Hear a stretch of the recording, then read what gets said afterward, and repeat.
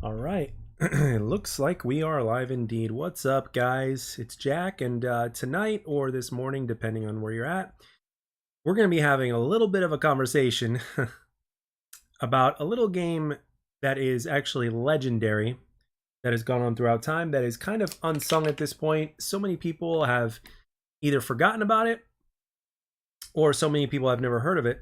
But this was a legendary game that when it was out, it was not exactly under the radar, but then it kind of ended up becoming under the radar, if that makes any sense at all.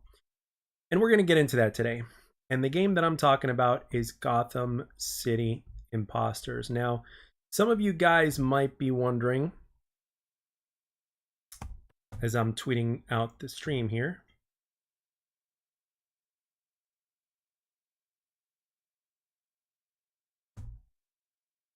some of you guys might be wondering,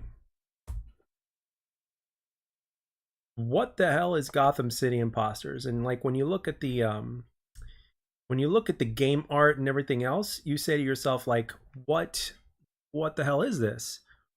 I've never heard of this, or whatever boat you're on, right? Whether you've heard of it or not, you're going to be wondering and asking yourself, like, what is this? Okay, so I am going to tell you exactly what it is.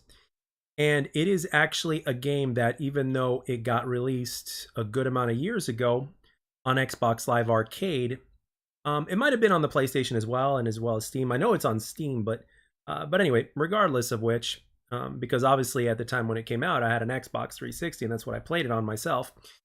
But the game itself has, or should I say, had just this about the same amount of potential that XDefiant has today, and maybe slightly less potential. But like, when you, in everything that we've got, see, here's the thing: with XDefiant, we're getting a lot of content in different ways, and in Gotham City Impostors, we got a lot of content in different ways with that game as well. However, despite the fact that the game might have been a little bit bare bones in one way or another, just like kind of like XDefiant almost feels like to some people, a bare bones, so to speak, right? Well, I think we can all agree that there's more to the game than just on the surface, right? It would be enough to keep things going until things would persist via DLC and stuff like that. But with Gotham City Impostors, the time was different, and it just never happened for that game.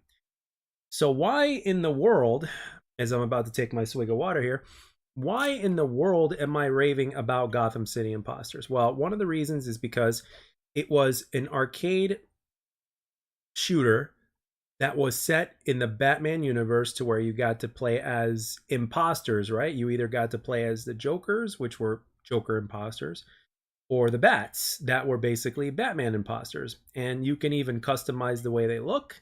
And as a matter of fact, you can even customize your character to kind of suit your gameplay in the form of weapons and perks and attachments and stuff like that, that severely resemble what Call of Duty had with their perk system and all that stuff. And it was even taken a step further to where you could actually, like, if your character, for instance, if they were larger, you can actually change the size of your character, whether you wanted them to be really big or really small, depending on your playstyle. So if they were very small, they could die faster because they didn't have as much health as the bigger guys. However, they could be harder to hit and they'd move faster.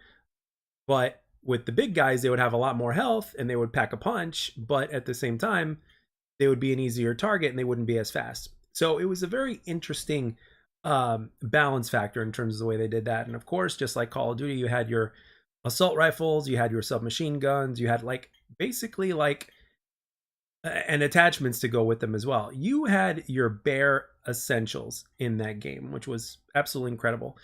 And in terms of the way you would be able to use any of your, specialty moves and stuff like that, it was very unique.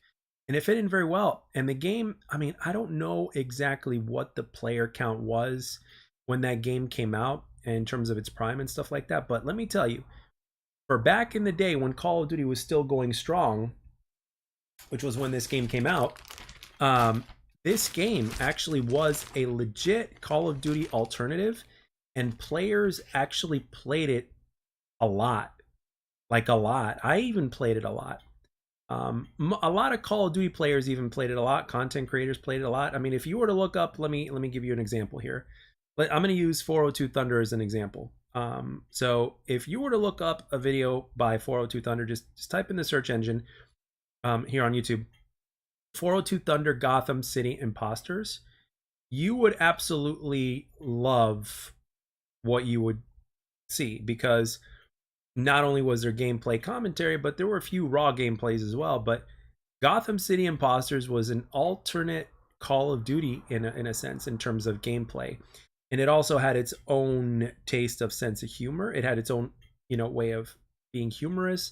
The maps were unique, and there were like power-ups and stuff on them. Like, there were certain things on the map that helped you get to higher places, and there were areas on the map where you can regen your health. And even though the game wasn't necessarily the most graphically impressive game, I mean, it got released on Xbox Live Arcade, for goodness sake, right?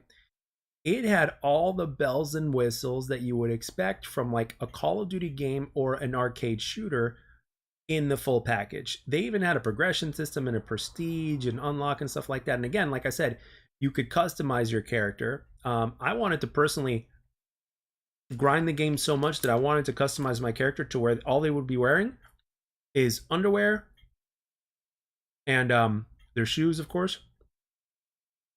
Underwear, their shoes, their capes, their masks, and that's it, right? But you had to grind a lot in order to get that. And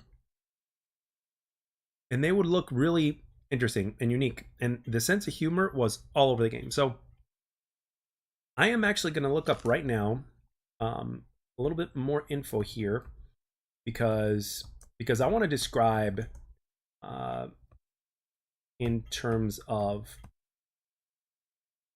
the specific gameplay stuff. So 8 class, because that's where things get interesting. So let's see if we could have any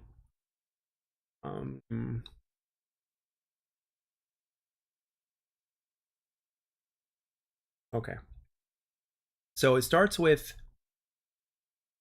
body types.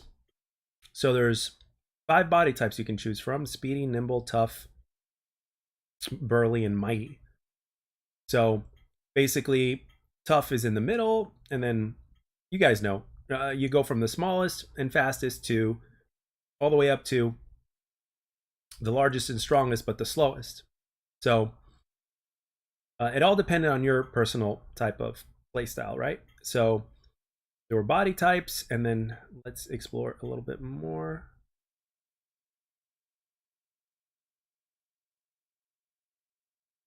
So, okay, that's nothing over there. Let's go to another page, because quite frankly, there we go. Because quite frankly, this game is absolutely legendary, and you guys need to know all the details about it, because it kind of went under the radar. So, all right. Rid of this pop-up over here. All right. So as I am looking over here at Games Radar, and okay, so you basically have your assault rifles, your submachine guns, your heavy weapons, your sniper rifle weapons, your shotguns, your launchers, and then you get miscellaneous / melee weapons, right? So, and then of course you also have mods, support items, gadgets, characters, body type, fun facts, rampage, psych profile. So it would be quite huge in that aspect. So let's go with what we had for the assault rifles with this game, because we got to go over the content, right? So come on now.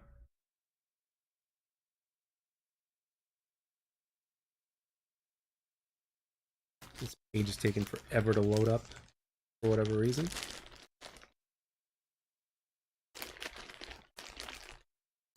Let's see. Oh, and then you also had your secondary weapons. That's another thing to consider as well.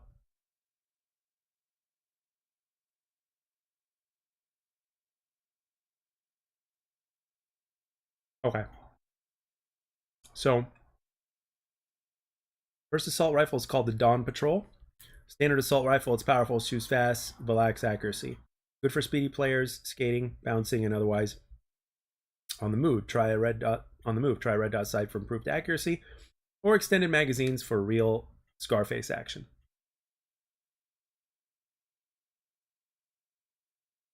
So let us move on. There's the Huntsman. This highly accurate semi-auto fires as fast as you can pull the trigger. Use its pinpoint accuracy to make each shot count. With the red dot sight, it's practically a sniper rifle. With the reflex sight, it's better for medium range. If you're already a crack shot, extended magazines will make you one deadly imposter. And then we got the Partisan, which is a semi-auto auto rifle that fires round bursts. This rifle works best at medium to long range. The key to dominating with this gun is getting all 3 rounds into your target. So try it with the red dot sight and carry a shotgun submachine gun to compensate for its close range failings, or the deep freezer to make sure opponents stay still. And now we're getting into the submachine gun. So as you can see with with assault rifles, you've only got 3 to choose from. So you've got like your regular automatic assault rifle, right? And then you've got your semi-auto in the form of a 3-round burst, and then a semi-auto in the form of, as fast as you can pull the trigger. So ultimately, you had pretty much one of each type of assault rifle in the class. So again, despite the fact that the game was also very bare bones, there was a lot under those bones. There was a lot of meat on those bones. So let's continue on talking about that. So now we're on to the submachine guns. So we've got the Gatekeeper, the most balanced submachine gun and considerably powerful at close range. Makes for an excellent ready weapon for smaller, more nimble characters. Try it with the muzzle brake if hip firing is your thing. It's also a great backup weapon for heavy characters. Extended mags help with mopping up foes. And then there's the Desperado, and it says lacks the Gatekeeper's punch, but man does it fire fast. Best at close range. Avoid the muzzle brake since you're already lacking in damage. Try extended magazines or penetrator ammo to chew through your body armor. All right. Let us keep going because there's a lot more in terms of how you can create a class and what these, like, you got perks, you've got, like, you name it, you've got it. All right. So now you have heavy weapons. Now these are basically like light machine guns. First one's called the Shredder. Insane fire rate that meets surprising accuracy. This is the big man's SMG. For mods, a sight penetrator ammo or extended mags are great for options. So next up we have the Jackhammer, a high damage heavy machine gun with an upgraded sight. This can truly be dominant and medium range weapon. If this is your backup weapon, you'll probably won't have time to aim. So try the muzzle brake for improved hip firing. There's the Deep Freezer. Obviously based on designs of one Dr. Victor Freeze, this unique weapon freezes enemies solid with an icy blast. Your target will have to shake itself loose by wiggling the analog stick. Do not give him the chance. Follow up with a shotgun blast, a melee attack, or swipe with your Falcon Blade. If used properly, the Deep Freezer can be would be worth the movement penalty for a lighter character. Try compensating with roller skates or spring shoes. So there's that. And then now we've got sniper weapons. So we got the Marshall, which is a high rate of fire but low damage. So headshots are especially important. Your default scope lens offers a traditional long-range sniper scope, but switching to a 4x scope lens makes for medium-range weapon. For mods, the body odor sniffer will help you find bad guys, especially if you're not using targeting goggles. And extended magazines will get the most out of that mean rate of fire. And then we've got the Buccaneer. So the Buccaneer is basically a very powerful but very, very slow. High damage means you don't always have to shoot for the head, but it will be devastating when you do. If you're a one-shot, one-kill kind of guy, this is your rifle. Ninja smoke bombs can help make for a clean getaway. So, and then we've got the Bear Stalker, which is described as, when it comes to finesse, there's nothing quite like a bow. It takes a second or two to pull back for maximum damage, but you can do it without scoping the weapon, which lets keep your eyes peeled on the victims. Again, the 4x scope provides for medium range versatility, and the body odor sniffer will track your quarry. For gadgets, the targeting goggles are a great choice. They'll help the whole team hunt, and it keeps tabs on the enemy so you can avoid those encounters. When your bow will be less effective, try a Desperado or a Chaperone for a backup weapon. Right. So again, just like, even if you're just listening to this, I mean, you can kind of tell where they're going with this. So, okay, of course, we've got the shotguns over here. So we've got the Persuader, which is a stand-up pump action shotgun. It has a slower fire rate of fire, but packs a real punch. But it's good to use at close range. And at close distance with the roller skate, spring shoes, or sneaking with ninja smoke bombs. And then we've got the Chaperone, which is the spray and pray version of the shotgun. Not as powerful, but much faster. It fires much faster. Great as a backup if your ready weapon is a long range only, and it lets the little guys shred larger enemies via hip firing via high speed, especially with penetrator ammo.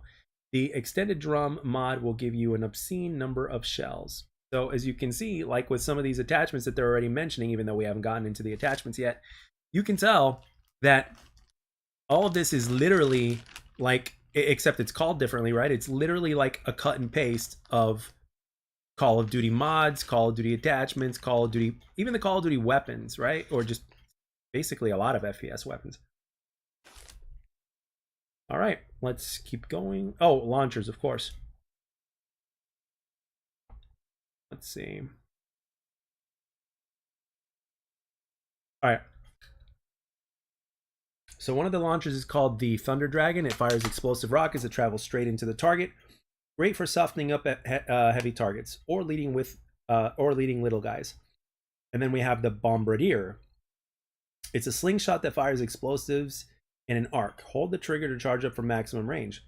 The firing mechanism takes some getting used to, though. So, you know, you could use a freaking slingshot, which again adds to the humor of the game.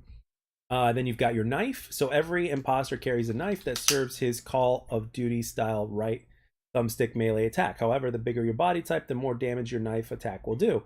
Note that certain fun facts affects this. Leathery reduces the damage taken from a melee, and cutthroat increases the damage you do. Falcon Blade, a fine finesse weapon that deals a great amount of damage. Being a sword, it's melee only, but compensates for letting you block incoming bullets. The key which Falcon Blade is getting close enough for the kill. Try the roller skates or spring shoes for speed. A ninja smoke bomb for stealth. It's also a great way to finish off a stunned or frozen enemy, so try it with Deep Freeze or the Boomerang. So, again, lots of stuff to play with, as you can tell. So, let us go to the next one. We've got the Motivator. So, this metaphone provides more than just encouragement. It dispenses healing and boosts defense when used on a fully healed player. Carrying it makes you the medic, so act accordingly. Follow the pack, especially big guys who can act as a meat shield while you heal them. Blinking heart icons will direct you to injured players, but having a headset is the best way to coordinate with your team. Note that firing the Motivator slows you down. To keep up with the team, you'll need roller skates, a helpful fun fact, or a quick body type. So, and then we've got the Kingmaker, which is CGI's only pistol features faster than average switching, making it a great backup weapon. It's perfect for close range mop-ups. It features 2 mods, full auto, which does just what you think, and hollow point rounds, which are ineffective against armored foes, but do massive damage to everyone else. So that's interesting. All right, we're going to move on to the next one. Well, actually, we're going to move on to the next page because I think we're going to get into some of the gadgets and stuff. Okay, so now we got mods. So this is where things get really interesting. So, all right, let's see, mods. All right, so we've got a silencer. So let me take a swig of my water here.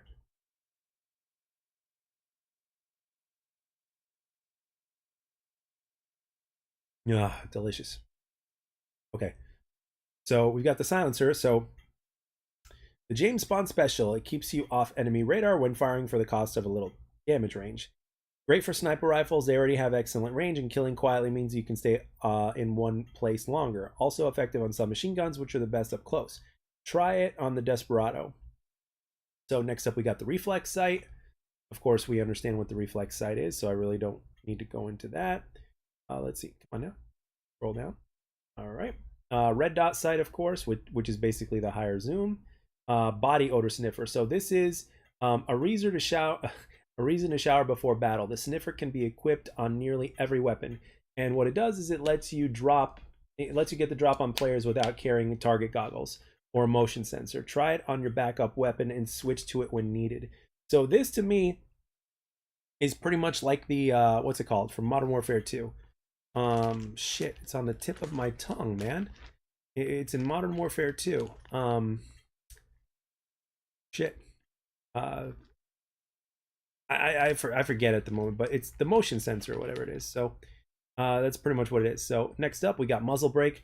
Great for hip firing automatic weapons. This mod gives you improved accuracy for a 15% reduction in damage. Great for players that need to keep moving. Try it on a shotgun since the damage reduction won't mean as much. Of course, we've got extended mags. Bigger clips mean more bullets. Penetrator ammo. So bullets that ignore body armor and go through them through thin walls. Excuse me. Try to keep a backup weapon with this mod in case you run into an armored foe, or use it with the targeting goggles to shoot enemies through the wall. Pretty damn interesting, huh? All right. Moving on to the next one. 4x scope lens. I don't need to say that. Bouncy grenades just for the bombardier. Your explosive will bounce, letting you bank shots or spam an drenched enemy. They detonate on a short fuse and when they hit flesh. Next up, we got missiles, weaker but flies faster, so it's easier to hit a moving target. You have 3 in the chamber, so improved firing rate balances the lack of damage. That's interesting. So mortar rounds, another bombardier exclusive. These explosives arc like mortar shells that have a wide splash damage. And then you got rockets that are slower, easier to dodge rockets for a Thunder Dragon. You need to catch players off guard with this big area of effect to hit high splash damage. So as you can see, there was some cheesy shit in this game too. So again, very much following the tradition of what Call of Duty did in the first place, right? All those years ago. So, all right, now let's go on to the next page. Now this is, again, very interesting. So these are support items. So you've got your pipe bomb. So your standard CGI grenade with a 3-second fuse. You can let it cook in your hand for well-timed detonation. And then you've got your impact grenade. This fast-acting grenade acts as a nice radius and can turn the tables on multiple enemies.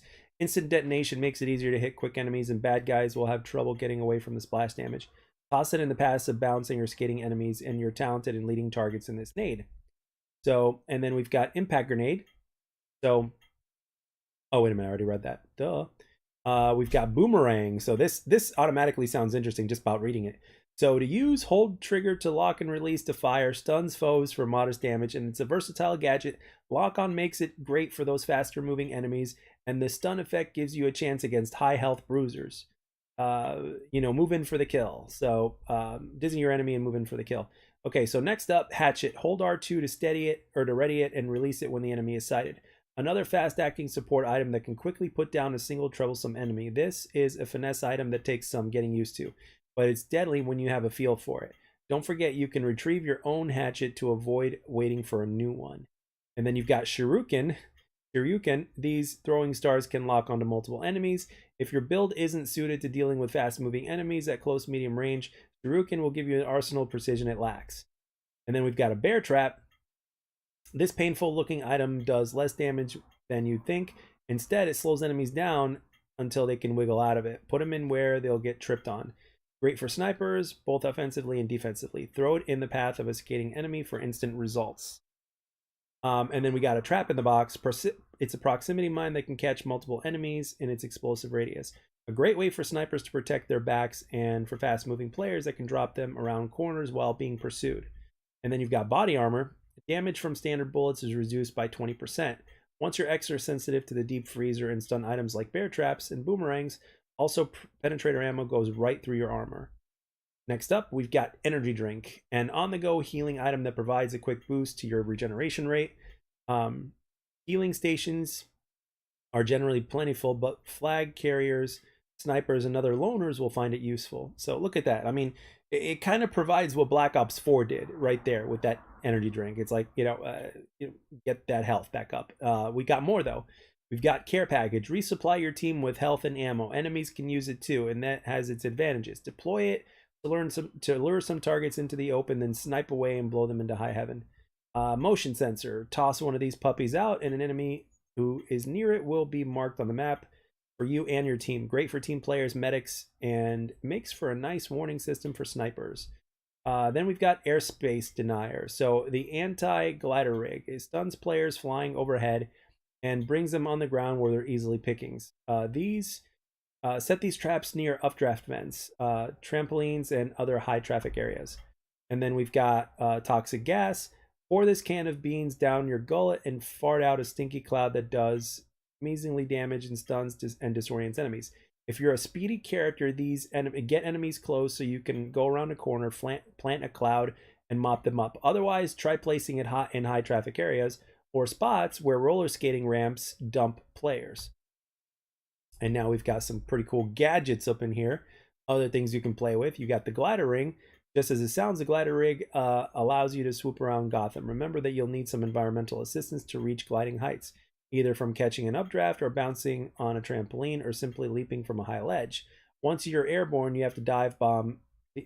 You can dive bomb the enemy. The heavier you are, the more damage you'll hit for. So the glider rig is a great choice for mighty burly builds and helps those hefty types cover more ground. And we've got a grapple gun. Go figure. It's in the Batman universe, so yeah, grapple gun. Why not? The most unmistakably Batman of all the gadgets. It allows you to reach high firing positions quickly and zoom away when spotted. Snipers love it, but it's also great for red dot assault rifles or for anyone who appreciates a high vantage point. Don't forget how exposed you are when grappling. You can always release the trigger to drop at any time. And then we've got roller skaters, possibly the most unique item in CGI or Gotham City Impostors. It gives you a higher top speed while moving or sprinting, and only at a loss of maneuverability. Extremely versatile, it could help big guys compensate for the lack of speed or make little guys nearly impossible to hit. Stay in wide open spaces for maximum advantages. You'll be a complete spaz inside. Although, don't forget to hit ramps while spinning into launch across the map. Next up, we got Spring Boots, another versatile gadget out for Willie E. Coyote's Acme catalog. Little guys will appreciate the undetectable movement it affords, as well as being able to easily close in on the distance on targets. Big guys will be able to reach new heights and deal crushing damage while landing on foes. So, wham bam, Spring Boots, baby. Basically dead silence, if you think about it. So roller skates is basically like lightweight. Spring Boots is like dead silence. So, and then we've got inflatable insoles. So this set of rubberized footwear lets you double jump and a huge advantage on any body type. But most especially the smaller, more delicate players who need to dodge enemy fire. It's also great for snipers, letting them scale heights faster and make bouncy getaways. And then we've got targeting goggles. Like the Motivator, targeting goggles are a sign of a true team player. They let you see through walls, and zeroing on enemies will emit them highly temporary to your team to see. To really take advantage of your X-ray vision, equip some penetrator ammo and hit the enemies through the walls. Don't get cocky, however. Enemies with the wall flower, fun fact, won't be picked up by your goggles. And then next up, we've got the Ninja Smoke Bomb. Use one of these babies and you'll practically be invisible, but you have to keep holding the trigger to remain unseen. Using them will make you, using any item will make you visible again. So first, get into position for a devastating sneak attack. Remember that you're not completely invisible. Enemies will be able to see a wavy outline like Arnold in Predator. That's interesting. Gotta love that. That's basically how they do cloak in games nowadays. Whenever they imply cloak, that is, and which is what they did back then. All right. So now we've got characters. So you can adjust a lot of your cosmetic details about your character, but only body type makes a difference in gameplay. It doesn't just affect your size and shape, it determines health, speed, melee strength. Heavier guys have more health and can carry heavier weapons and hit more damage when using melee, collider, bombing, or spring stomping. As a result of size, they are easy targets and move slowly. The lighter guys are harder to hit. The lighter guys are hard to hit because of their size and speed, but they have minimal health and slow down when using heavy weapons. Makes complete sense, right? All right. And then you've got speedy body types are speedy, nimble, tough, burly, mighty, and that's it. And then now you've got fun facts. So fun facts are the perks of Gotham City Impostors. So they are passive abilities that specialize your character, and they're divided into two groups so players can get to pick two. So you got two perks. So the list of fun facts or perks that you can pick in fun fact number 1, Force Healthy. Your maximum health is 15% higher, and everything heals you faster. Energy drinks, healing stations, and Motivator, everything.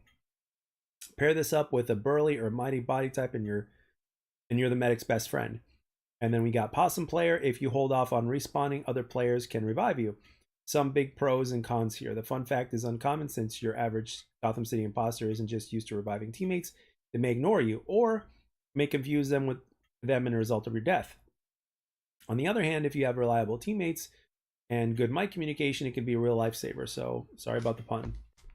So, okay, so kind of like Last Stand, but without being able to fire, I'm guessing. Regenerative is the next one. So when injured, your natural regeneration kicks in sooner and heals at a much faster rate. Quick reflexes, your gun comes up faster after sprinting, which means you can start shooting faster. Great for little guys who run a lot. Also helps with big guys get the most out of their sprint. Next up is fleet-footed. You're faster while running, sprinting, skating, or grappling. Great for small spring classes, but burly medics who don't want to use the gadgets to keep up with the team. And then we got Wallflower, the silent deadly type. Motion sensors won't put you on radar. Targeting goggles can't spot you. And sniffers won't smell you. Use it with the targeting goggles to avoid tasting your own medicine. All right, and now you've got fun fact number 2, the next few perks. So we got Mad Bomber. Your explosives do 10 extra damage. Ha! Yeah, what does that sound like? Danger close. Get the most out of it by doubling down on explosives, carry a launcher, and grenades. Next up, Flak Jacket. Explosives hurt you a little less, but the trap in the box can still kill you in one hit. And then you got Marksman. You deal 5 extra damage with bullets and projectiles. This includes arrows, but not explosives, i.e. everything affected by Mad Bomber.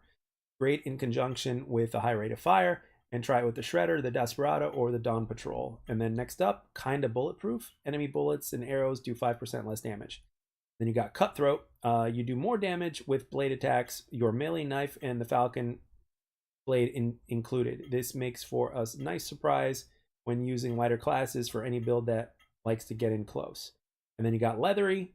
Attacks from the melee knife and Falcon blade hurt you less.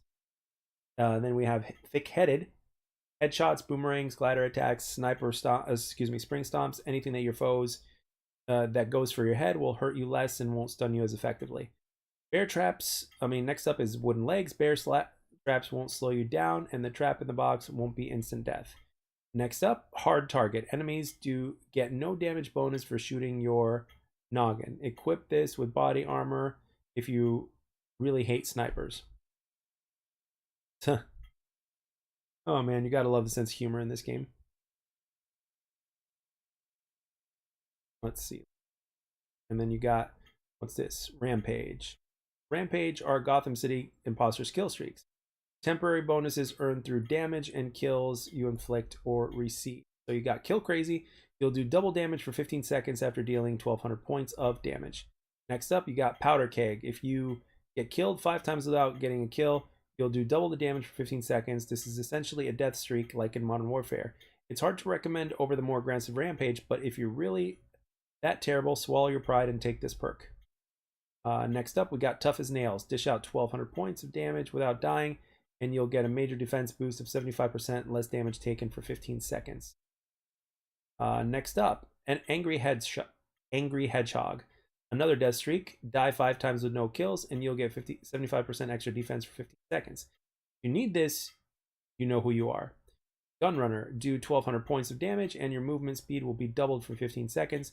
Fun little characters, but it may actually be best for heavier guys. When you're moving double the time as a mighty character, you'll see why. Next up, Death Racer. Die 5 times without a kill, and your movement speed will double for 15 seconds. Next up, Eagle Eye. Deal 1200 damage without getting killed, and the enemy team will be revealed on the map. Okay, so it's basically a VSAT. Let's see. Note enemies with Wallflower will be unaffected. Okay, but it can be countered. Next up, Wolfpack, a hangover reference. Do 1200 damage without a death, and your teammates will disappear from the radar at loose and lose the effects of targeting goggles and motion sensors. Note that does not make your team permanently radar invisible. It just wipes the slate clean so enemies can reveal them. So enemy has to reveal them again. Okay, so now we've got Psych Profile. So I don't remember what this is, so I'm gonna kind of look into this. A Psych Profile is another perk slot that unlocks at level 30. There's a reason the game takes so long to give you this. You really need to have a good sense of your playstyle and to choose that will benefit you. These perks give extra experience that shows up on your Psych bonus at the end of a round. Be warned, the perks penalties will chip away at the bonus every time you do something that doesn't fit your profile. Because these perks carry so many penalties, many players opt for the default in denial, which is essentially a blank perk that does nothing and lets your character unskewed. Still, remember that the penalties only take away from your would-be bonus, not the standard experience you earn, so go ahead and experiment. So we've got antisocial. All solo actions, basically kills, give extra experience. Healing teammates and capturing objectives, even kill assists or teammate rescues will give you a penalty. Oh wow, that's interesting. So great for one-shot kill snipers, players who love to team deathmatch, and those who concentrate on killing above all else. So next up is anxious. You get a bonus of non-combat actions, basically healing with the motivator and spotting the targeting goggles. Hunting enemies drains your bonus. If you're capable of being a true support player, not firing around, try this psych profile.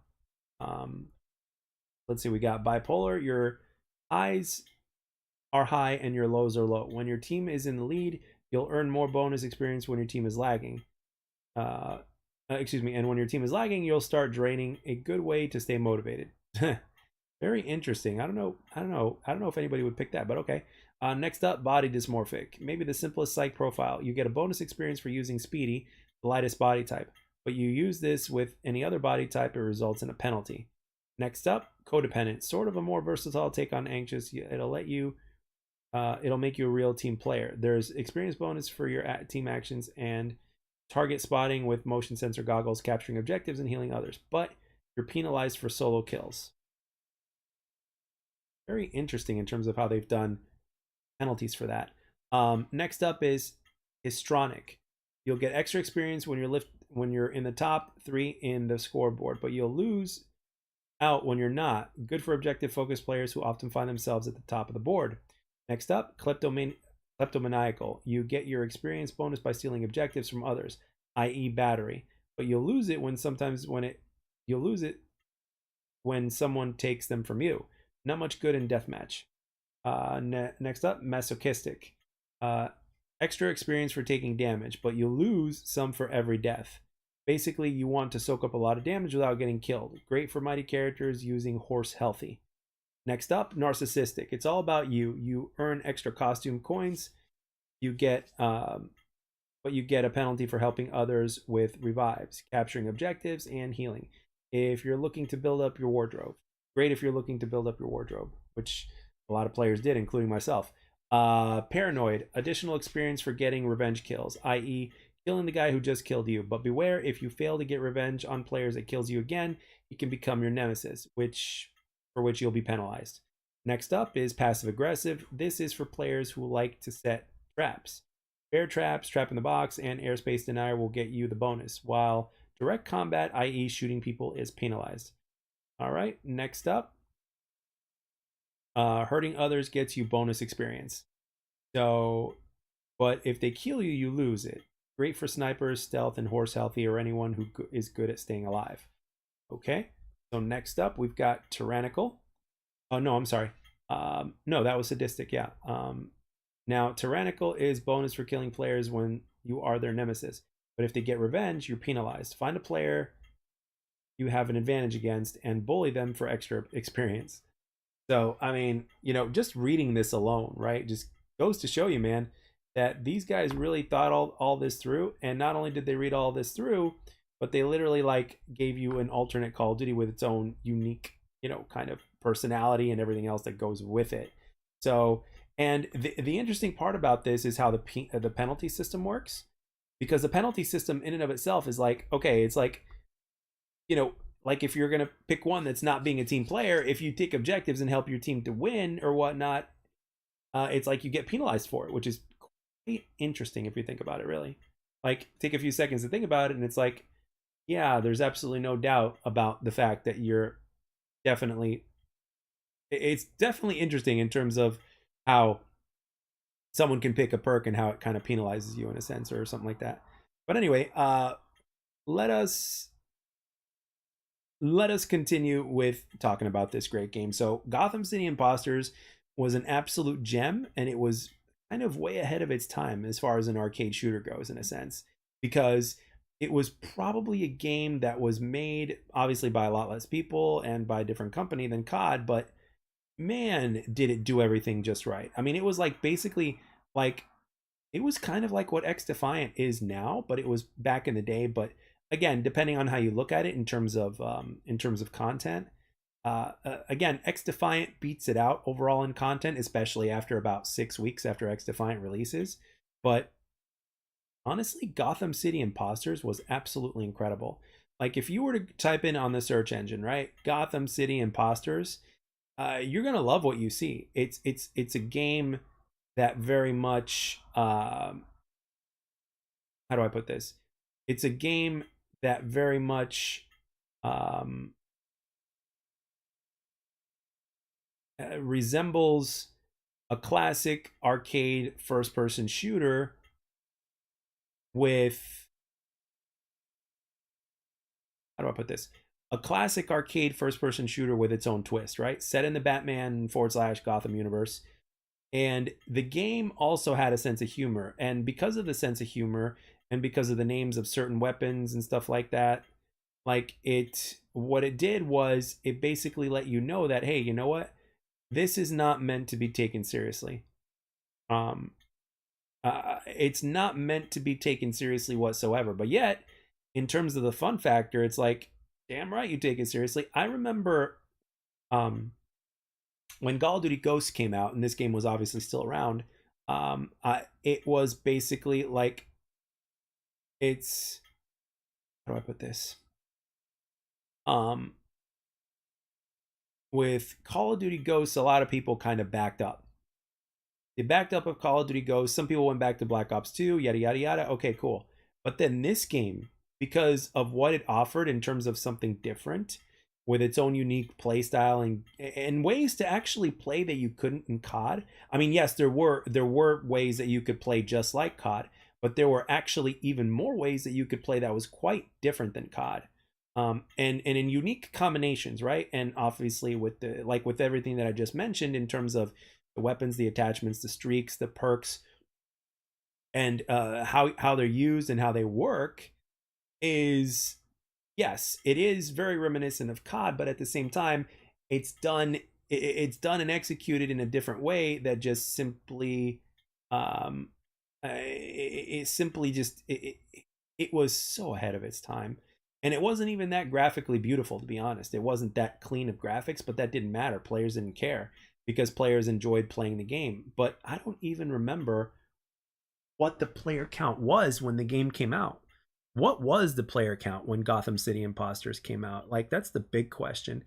And I think you could play it on multiple systems too. I don't think it was just on Xbox Live Arcade, but it did release on Xbox Live Arcade though. I'm just saying. That's the category that it was under, and it was like $15, and you certainly got your money's worth. And you know, looking back at this game today, I can tell you 100% that this game needs to be brought back, but yet obviously remastered. Or we need a sequel, dude. After all these years later, we need a sequel. And this game was, the thing about this game was is that it was legendary. I mean, how else do I describe this game?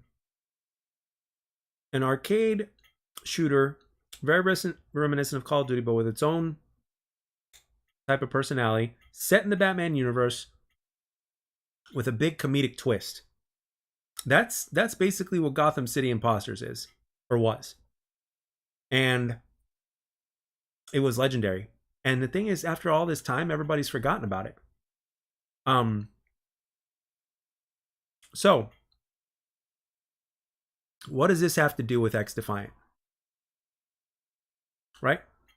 What does this have to do with XDefiant? Well, simply put, we don't want the same thing to happen to XDefiant. I mean, granted, this game actually did last, I believe, a few years, if I'm not mistaken. But, and this is a big but, by the way. Trying to look for my water here. There we go. This is the coldest one. That's the one.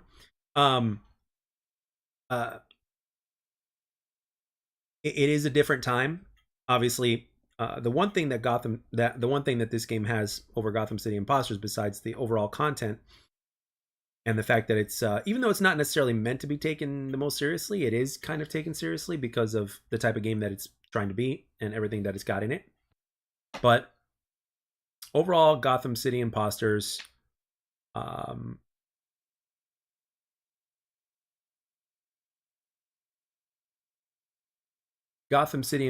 was like so ahead of its time.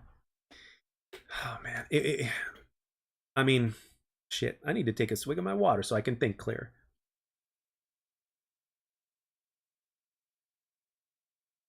As a matter of fact, if you think about it, to a certain extent, this game here, XDefiant, actually is kind of reminiscent of Gotham City Impostors because, again, it's not meant to be taken seriously. You've got your perks, you've got like your versions of streaks in the form of factions. You have these passive abilities and traits and stuff like that that you get to choose and stuff. So ultimately, um, ultimately, this game again came out. Did it come out? I'll tell you right now because I'm gonna look it up because it's absolutely a necessity that we. Let me see. Gotham City Impostors.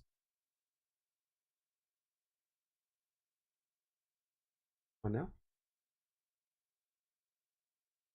Okay, it came out in February 7th of 2012. So let that sink in a minute there. I mean, and you know what? On Steam DB, it's got a 83%, and on IGN it's a 7 out of 10, and on IMDb it's a 6.4 out of 10. Let's see, who was it made by? It was made by Monolith, and the engine is Lith Tech, and Nathan Grigg is a composer. The genre is obviously a first-person shooter. February 7th, and it was on the 360, Microsoft Windows, and PS3, and it was multiplayer only. So, and there's an interesting question I want to see. Was Gotham City Impostors canceled? The game was most likely delisted on Steam because of lower player counts, with the game having less than 500 concurrent players since late 2014. Gotham City Impostors was also previously available on Games for Windows Live until that version was replaced by free-to-play on August 31st of 2012. Okay. Okay, so that's actually quite interesting to know. So let's see. There's something else, and I'm looking at Wikipedia here. So, so development and marketing. Okay, this is going to be interesting. So the development and marketing, a storyline that ran through Detective Comics in 867 to 870, December 2010, was inspired by Gotham City Impostors. The premise for the storyline is that the imposter Jokers were created by Winslow Heath, a man who was a victim of Joker venom early in Batman's career as a result of narcotics that he had ingested before he was exposed to the venom. Heath survived the attack, but he was left paralyzed while fully conscious for years. His mouth twisted into a permanent duplicate of the Joker's own smile. When he regained full mobility, he discovered that his girlfriend Beth, who was exposed to the Joker venom under the same circumstances as the two took the same drugs, was left to die in their apartment, as Batman was so caught up trying to catch the Joker that he never looked back after rescuing Heath. With the result of Beth was left to get eaten alive by crows. Driven insane by the torment that he endured in the hospital, Heath called himself the Imposter Joker and created a unique Joker juice named Formula 5 that would turn those who used into temporary duplicates of the Joker with a significant high in the process, simultaneously posing as the Imposter Batman to rally others to become Imposter Batman, to go up against the Imposter Jokers and trigger a gang war. Although Batman deduced the truth and defeated Heath, who later escaped, he was left troubled with the implication that Heath was correct in his statement that Batman creates his own villains. The preview for Cartoon Network's upcoming animation block, DC Nation Shorts, in 2012 included animation of Gotham City Impostors. Downloadable content was released for all platforms and includes new weapons, costumes, and 3 new stages: the 25th floor, Arkham Asylum, and the East End. The game went free to play in 2012, but since then no new updates have been released, and the game's menu was announced that due to GameSpy shutting down on May 31st, 2014. The servers for the PS3 version will shut down, and as of July of 25th of 2014, all PS3 servers of Gotham City Impostors have been shut down, and the game is now unplayable. Gotham City's Impostors was removed from Steam on August of 2021 and is no longer obtainable. So that was how that happened. So next up, we've got reception. So the escapist writer Alistair Pinzoff called the demo a cartoon copy of Call of Duty first-person shooter games, but said it added enough new features to be enjoyable. G4 writer Leah Jackson said that the playable demo, quite frankly, the game doesn't feel like your run and gun in the mill downloadable title. It controls great, looks fantastic, and with all the options, I can say that I was quite impressed. The game scored a 65 out of 100 on Metacritic. So, yeah. The game certainly packed a punch for what it was. So, yeah. So, I mean, it was, let's see here. So, as far as gameplay, again, we've already kind of gone through like the created class, but overall, it's basically described as Gotham City Impostors is playable at the most 12 players simultaneously. Players can customize their costume, gadgets, and other aspects of the game. It features a colorful, over-the-top visual style, including such settings as an amusement park, in addition to guns and knives, and the players are able to use other gadgets such as grappling hooks, glider wings, and roller skates and explosives. The game includes both conventional guns and outlandish weapons, including a grenade fashioned like Jack in the Box and rocket launcher mode of PVC piping. The game has 4 different modes: Psych Warfare, Fugmentation, Bounty Hunter, and Team Deathmatch. Psych Warfare involves 2 teams trying to bury the battery pack in their base and defend it long enough for it to allow the machine to brainwash the other team. Fumigation sends players to capture and hold 3 gas blasters, a type of command post to get their gas level to 100%. Players are treated to the side of the enemy team being swarmed by bats if the bats win, or suffocated by poison cloud if the jokers win. In Bounty Hunter, you win the match by collecting coins enemy players drop when they die. Basically, kill confirmed right there. You can also pick up your teammates' dropped enemies' coins and deny the other team points. In Team Deathmatch, the goal is to kill the enemy players as fast as possible. There are also challenges, and these are played alone and are used to master gadgets and earn extra experience. Lastly, there is a training mode called Initiation, where the Bat's leader instructs the player on how to use the weapons and the gadgets. So, I mean, think about that for a second. Like holy moly. Like, it's like it also had a few other options as well. I don't remember. I thought that there were more than. I'm sorry. I thought there were less than. There's 4 team deathmatch. I'm sorry. There's 4 game modes, which I thought there were 3, which is good actually. And then there was another one where let's see. And again, the weapons were bare bones, but at the same time, it's like, can you imagine if this game actually had continuous upgrades? Like, think about that for a second. Now, with XDefiant, we're definitely going to get continuous upgrades, right? What are we going to get post-launch? We're going to get 1 map per month, pretty much, 3 weapons per season, multiple game modes per season, of course, a new battle pass. And they mentioned more, but we don't know exactly what the details of that implicate, right? We don't know if, we don't know what type of quote-unquote more that is. So that right there is actually quite interesting, right? So like, and basically you've got your team deathmatch, your domination, your kill confirmed, and 1 other game mode or whatnot. So it's like the bare essentials of what arcade shooter gameplay is are in this game. And again, that's one thing that actually kind of makes it interesting, because in XDefiant, it's like, okay, the game's gonna launch with 5 modes and the modes are solid and all, and they're the bare essentials, and then some, however. But the most bare essential mode of all of the modes, it was, what was it? It was team deathmatch that's missing. Like, if you have the energy to speak right now, and if you're in the chat, if you have the energy to type, you know, you just type 1 or 2, 1 for yes, 2 for no. Like, do you think it's a mistake for XDefiant to release without team deathmatch?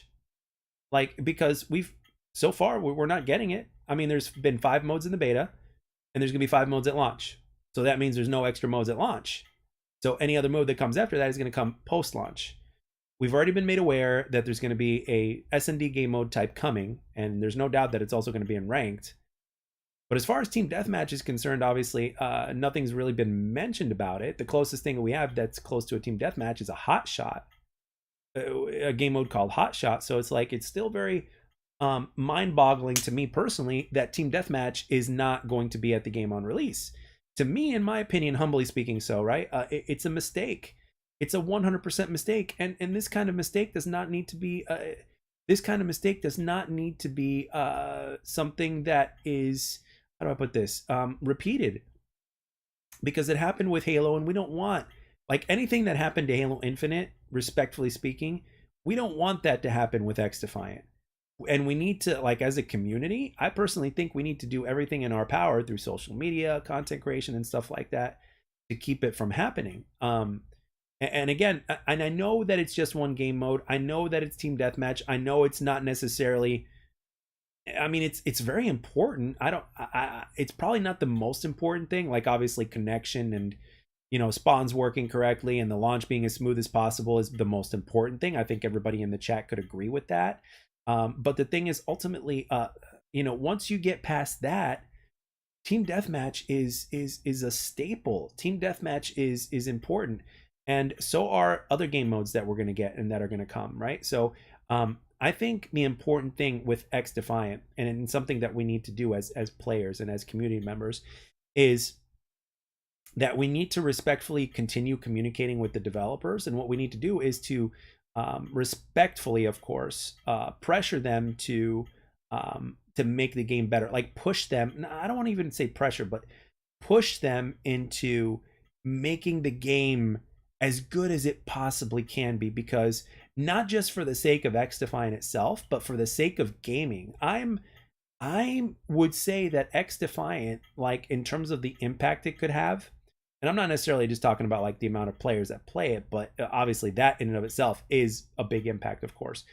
But honestly, XDefiant has the potential to not just be a good free-to-play arcade shooter for the community that we've wanted for so long, but it could even go well beyond that and basically change, like cause a change and a ripple effect within the community, not just for the arcade first-person shooter community, but like for gaming in general. It's like, no, you don't need to have this in your game, or yes, you do need to have this in your game, and yes, this is how you communicate with your audience. You need to be transparent. You can't be hiding this, you can't be hiding this, you can't be hiding that, you can't, you know, you can't be ignoring them, you know, because ultimately, I mean, if you run a business, are you gonna ignore your consumer? Of course not. So like, when your audience, which obviously the FPS audience, right, the arcade shooter FPS audience is a very passionate audience, right? I think it's very safe to say and to assume that ultimately we are a passionate group. We care about the game that it's going to come out. I mean, the number one thing that we care about, right, is we want it to be solid when it comes out, right? We all want to have that. We all want to experience a smooth and consistent connection. We want to have smooth and consistent hit detection. We want the gameplay to feel as smooth as possible, for the ease of access as smooth as possible, because that's one of the things that makes arcade first-person shooters so great, is their level of accessibility and just how smooth they are, right? When a game feels really smooth, you're going to want to play it more, right? And you want to play it again and again and again. So that in and of itself is a reason right there. I mean, that's ultimately the biggest thing. The foundation of the game is for it to run smoothly when it releases. It's not the graphics, it's not everything else. It's how the game plays and how it feels and how it connects and how consistent it is, right? And then everything else is, granted, a lot of things would be secondary factors in comparison. However, these secondary factors support the foundation of that game, right? The secondary factors are what keep everything in the game going, right? So the secondary factors need to be, like, you can't really ignore the secondary factors, right? Because once you set up your foundation, after that, the game doesn't stop. The game truly begins, right? Everything begins once the foundation is set. So it's like, this is why team deathmatch being in the game needs to be a necessity. This is why the game is also going to have additional maps after the release, which is, again, a necessity. More weapons, more game modes and stuff like that. I'm actually like, one of the things that I'm looking forward to as well is, again, this is also important. It's a secondary factor because the casual players are always going to matter more because of numbers, right? And of course, the player count is what gets these people paid, right? The developers and everything like that. So ultimately, we also need to admit that another secondary factor that is important and that has become important over the last decade in gaming, is the competitive side, right? The competitive side is actually very important, right?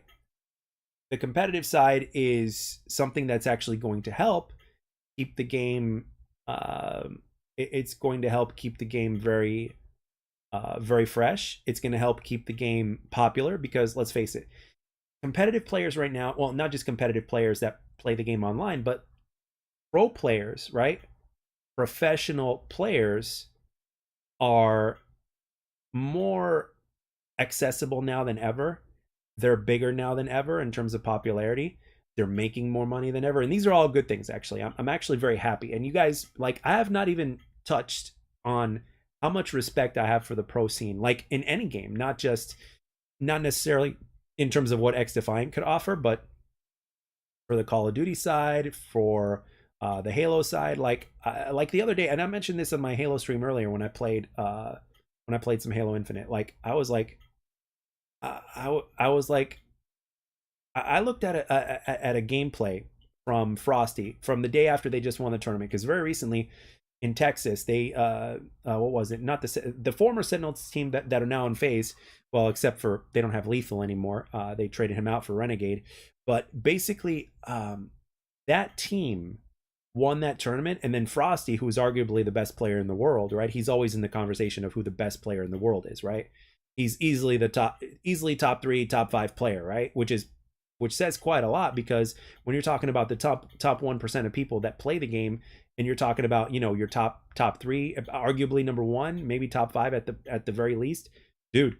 Like, and this kid, well, he's a young man, right? He's probably in his early 20s, maybe, or in his late teens. I don't know. He looks pretty damn young, but this young man, like, what he was doing and how he was easily doing it in Halo in his first match back on playing competitive ranked, against, you know, all these other people, looked like child's play. But when you looked at his target acquisition, his spawn knowledge, the way he was no scoping people, the way, like, and his ability to do all these things at once is something that's it should be respected. So, because if all players could play like this, or if all players could dedicate their time like this, I mean, then it wouldn't be as unique. But when you look at some of these players, what they've done over time, it's like, holy hell. And let's face it, in order to have a certain level of consistency with Halo, it requires a little bit something extra, right? So it's like, and I'm just using Halo as an example, right? And the same thing goes for the Call of Duty community scene. Now, granted, in Call of Duty, it's a lot easier to get a kill, right? That's the thing. That's one of the things that separates Halo from COD in terms of the skill gap in that aspect. But with that being said, there's a lot of other things to consider when it comes to that, right?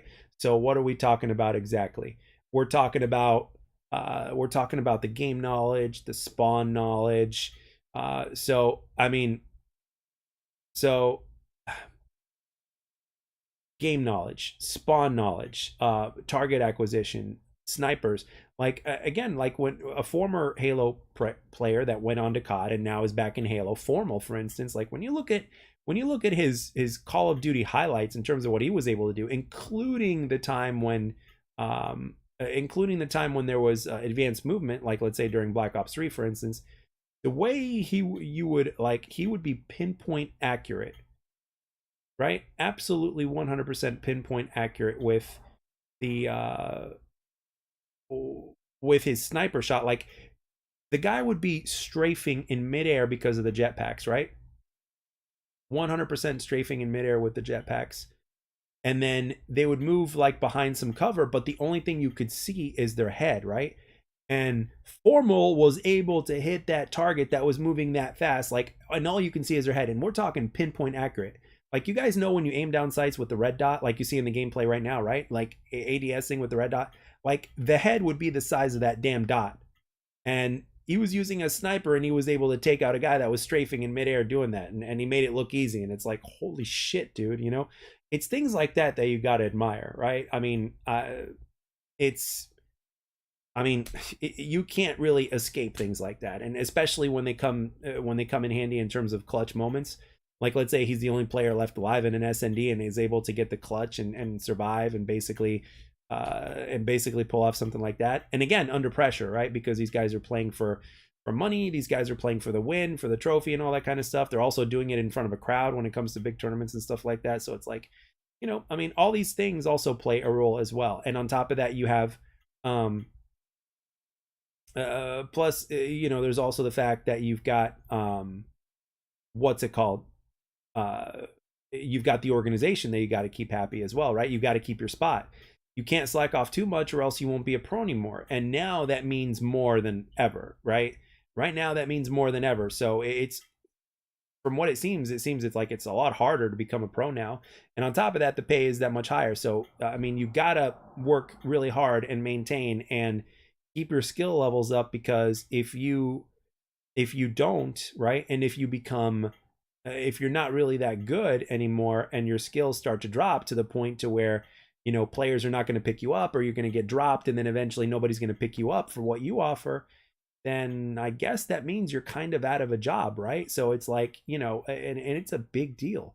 So plus there's not as many spots anymore. I mean, I don't think there's any spots, period. So I'm actually really interested to see how XDefiant is going to play out. I'm very interested to see in terms of how not only how XDefiant is going to play out, but how in terms of how the whole pro scene is going to develop, and in terms of also what kind of a impact it's going to have on everything else. So I'm really excited for it. So the only thing I'm not excited for personally is, like, well, not necessarily. I don't. The funny thing is, with the arcade first person shooter, I don't necessarily play ranked, but I play a lot of pubs. I just enjoy pubs. It's the version I like playing and all that stuff. So I mean, my wish list obviously is for this game to have a free for all. I think that's another thing the game is missing. I know it's very team oriented, and I get it, and I understand that the more popular thing is for people playing with friends and stuff. I get it. I understand it. I've done it. I've felt it. I know I know exactly why, from personal experience, as to why it's such a big hit to play with other people, whether they're your friends or not. However, with that being said, there's also something else to be said when it comes to pro. I'm sorry, pro to playing solo, right? So when you're playing solo, you can't, you know, when you're playing free for all, for instance, there's just something, and I've always felt this way. There's just something about playing, you know, you've only got yourself to rely on, and you're playing completely alone against other people that are in that lobby, right? And specifically for this game in XDefiant, in my humble opinion, I think a free for all game mode would fit perfect with this game. I mean, I know that team based fits even more perfectly, but with that being said, an XDefiant it needs a free for all, right? I mean, we need a team deathmatch and we need a free for all, and an SND is already coming. So those three game modes we can pretty much guarantee that are going to be there. But the question is, are they going to be there temporarily, or are they going to be there permanently? And I think ultimately what they're going to do is they're going to put them in rotation, and then after they get put in rotation, like if they're popular enough, I think that the devs are either going to have another round at it, or what they're going to do is they're going to make it permanent. And I can pretty much all but guarantee you that if Team Deathmatch is one of those modes that's going to be put on rotation for a temporary period of time, and you know, the devs are going to get their data and they're going to see a certain number of people playing on it, and if history repeats itself, Team Deathmatch may very well be the most popular game mode, and possibly surprisingly so. I think that the devs might even be surprised if Team Deathmatch ends up being the most popular game mode, because of the way XDefiant is built and what it's trying to accomplish with its team-based gameplay and stuff. So, and again, with the factions, I think it would make a very interesting twist. I mean, a little random, of course, with free-for-all, but I think it would make an interesting twist. And another thing that I think that they're gonna do that Call of Duty hasn't done, that Call of Duty players have been wanting for years, right? And I'm not a sniper, but I think they might even have their snipers only playlist with a special map. Who knows? Like seriously, I think that they might do it in this game, um, because the snipers are good in the game, and even though they're good, they also um, they also resemble Call of Duty. So what if Call of Duty sniper? What did Call of Duty snipers want for the longest time? A dedicated playlist for snipers or a dedicated game mode for snipers. And I think even if they have a cool map, like just for that game mode only, I think that would be very, very interesting. And at the same time, if you're a sniper out there, you kind of get to go against other snipers, and you can quick scope, which we know you can do in XDefiant. You can do every single thing when it comes to quick scoping, and you can actually find out how exactly like who the best of the best is, right? You want to get in there and prove that you're the best scoper. You've got to, you go in there and you play in the snipers only playlist, and it's all set and done, right? Because when you look at, even looking back at Gotham City Impostors, when you look at what that game did, right, in ways that Call of Duty didn't do, it worked very well for the game. I mean, it was that game. I'm telling you, I consider Gotham City Impostors an absolute legend of a game in terms of what it accomplished. And despite all that, I also um, I also think that in terms of what's it called, potential, XDefiant is like it has the most potential of any arcade shooter in a long time, and any free to play multiplayer shooter in a long time. And the reason why I'm saying this is because um when it comes to uh how do I put this? When it comes to the transparency of the devs and what the game itself is trying to do, um it's it's something that we have not experienced. It's something that we may potentially have not experienced for a long time, if not ever. And the fact that it's happening to an arcade shooter is what makes it that much better, right? It out of all game genres out there, right? You would be expecting a battle royale to be at the front, to be at the forefront of everything, and instead, here comes this little arcade shooter out of nowhere that could potentially change so many things. So, personally speaking, I'm all about it. I love it. And I other than personally playing the game, what I'm interested in is the kind of impact it's going to have, especially after 6 weeks after launch. Like legitimate impact. Like it's all going to revolve around a few things. The first thing is it's got to be as smooth as possible in terms of the launch and everything like that. And then within 6 weeks after that, they got to release content, and more content. We know we're going to get one map every month, so that's a good thing. It's a step in the right direction. It's part of what's going to be the glue that keeps everybody together. But then you're also going to need more game modes, and you're going to actually need to be very how do I put this? You're actually going to need to be very open minded with what you do with your creativity, because if you think about it, the audience, your customers, your players, they're doing the work for you, right? They're ultimately doing the work for you and telling you what they want. And when you listen like this, it's going to make for a good time, and it's going to change a lot. Like at the very least, I would like this game to be like the next CS:GO, to where it lasts for a long ass time, because CS:GO has lasted for like what, 15 years? Holy moly, dude. And of course, let's talk about the elephant in the room for a second. Another the elephant in the room is also anti-cheat.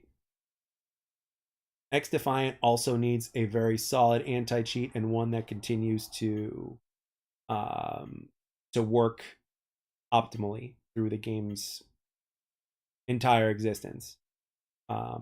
And again, Mark Rubin hasn't gotten back to me about, because I did ask him and he did respond initially when I asked him about possibly banning Cronus Zen, for instance.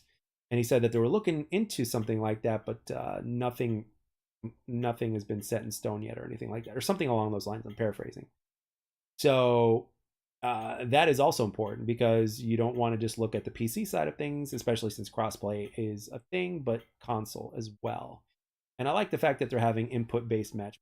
So if you just want to play against other controller players, wham, bam, thank you, ma'am, you can. Love it. And the same thing goes with the PC players. So, but I think a lot of PC players are going to obviously want to, like, they're going to have to play with controller players because the PC popularity is not going to be as high. But at the same time, I could be wrong because the game is trying to cater to like every single platform and every single input. And from what I've heard from PC players, it plays well on PC. And at the same time, from controller players like myself, it plays well. I mean, I remember even Drifter making a video about it saying like on controller that it plays very well. And initially, I don't think it did. Obviously, especially if you had a PS5 controller, it just didn't play as well. And now it does. So I'm very like I'm really curious as to the level of impact that this game is going to have. Legitimately curious. I want this game to have the biggest impact as possible. I want the anti-cheat to be the best as it could possibly be. I want, content to continue going back and forth. I want the transparency between the devs and everybody else and the players to remain high. Like the game, the genre deserves it, and honestly, the Call of Duty refugees deserve it because Call of Duty players at this point have been ignored so much, right? And even FPS players in other genres have been ignored so much, including to a certain extent even Halo, right? And other games, like they've been ignored so much that it's like what the hell is going on here, So now that we're getting that something else, something to look forward to. But I'm actually curious as to what, like, anybody who sees this or anybody who listens to this at any time, it's like, what are, like, when it comes to a game like this that's going to come out soon, right? What are their must-haves, right? That's my question. It's like, what is your must-have for this game? What is a necessity for you in this game? What do you need to be in the game? What do you need for the game to succeed in your eyes? What is the most important factor that is the biggest change for you specifically, right? That's the biggest question, right? So, and the thing is, everybody's got different opinions when it comes to this. Sure, there's a lot of commonalities in terms of what is a necessity and what is not, but seriously, like, what is the most important thing to you when it comes to an arcade shooter when it releases, right? And it could be called XDefiant, it could be called Gotham City Impostors, it can be called Call of Duty, it could be anything. It doesn't matter. What's important to a player is what changes everything, right? And of course, the communication of finding out what that important thing is. So, I simply can't wait for the game to release, man. I want to see more content. I want to see more maps. I want to see more game modes. I want to see the game reach its full potential, man.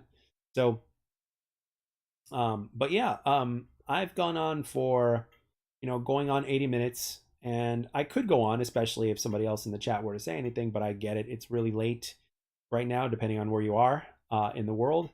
But honestly, though, Gotham City Impostors back in the day was an absolute gem of a game, and it gave us so much just for $15, and it was released in an arcade, and I mean, it gave us a lot. So an XDefiant is obviously on another level, but if Gotham City Impostors was a precursor, then XDefiant is the next thing up. So, so yeah, I want to see the game succeed 100%. So, but I don't know what else to talk about in terms of this game right now, in terms of this subject. So unless somebody has anything to say or whatnot, I am going to basically shut off the stream, and I might start recording commentary for something else, or who knows, I might even go live again. You never know. It all depends. I do things depending on how I feel. If I feel like doing it, I'm gonna do it. So, and right now I just feel like playing XDefiant, man. I wish the game was out already. A lot of people are like, oh, this game can't come out soon enough.